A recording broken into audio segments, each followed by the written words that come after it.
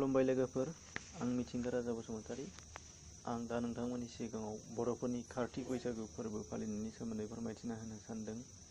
लोगोफोर, मंगलीय फोलेरनि बर'फोरा गोबांथार फोरबो फालिबोनायजों लोगोसे बोथोरारि फोरबो फालिबोनायजों लोगोसे कार्तिक बैसागु फोरबो फालिनायाबो बेनिनो मोनसे बाहागो। दा बर'फोरा गोदोनिफ्रायनो दोरोङारि बायदि कार्तिक बैसागु फोरबोखौ फालिबोबाय थायो। नाथाय बे फोरबो फालिबोनायनि सोमोन्दै गोबाङानो गुमुर मोनाबो जानो हागौ। बेनिखायनो आं दा नोंथांमोननि सिगाङाव फोरमायथिना होनो आवगायदों।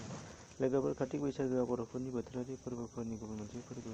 बे फोरबोखौ बिसोर आसिन दाननि जोबथा सान एबा कार्तिक दाननि जागायजेननाय सान, बे साननैनि सानसेयाव जायगा लायै जायगा ओनसोल लायै ओनसोल बबेबा मोनसे सानसेखौ लानानै फालिलायो।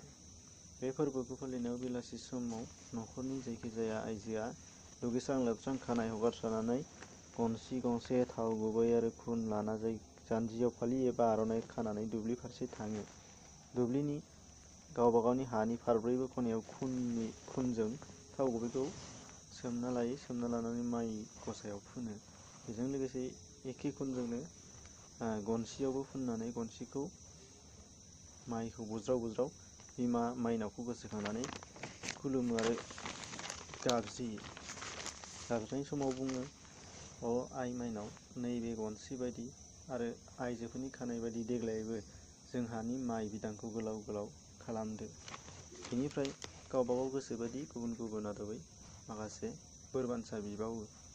बे साननिनो आरो मोनाबिलि समाव सान हाबनाय लोगो लोगोनो न'खरनि हौवा मानसिया थाइगिर बिखं एबा मैथ्रु फिथाइखौ हाखावना लानानै थाव गुबै आरो खुन्दुं आवा लोगोसे गन गंनै एबा जरासे लांनानै बै एखे दुब्लिनिनो सिगाङाव आलारि बाथि सावहैयो।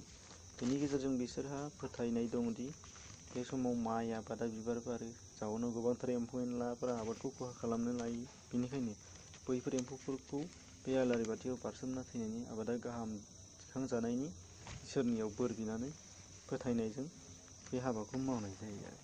बेनिफ्राय फैनानै न'आवबो गावबा गावनि गलिनि लांगोनायाव एखे आदबैनो एखे आलारि बाथिखौनो जरासे गलिनि लांगोनायाव मोसौ खाखांनायनि उनाव सावनाय जायो। आलारि सावखांनायनि उनाव ओनसोल लानानै एबा खायफा न'खरारि गावबा गावनि सिथ्लायाव बाथौआव आलारि बाथि सावनानैबो आरोबाव सिबिबावो आरो।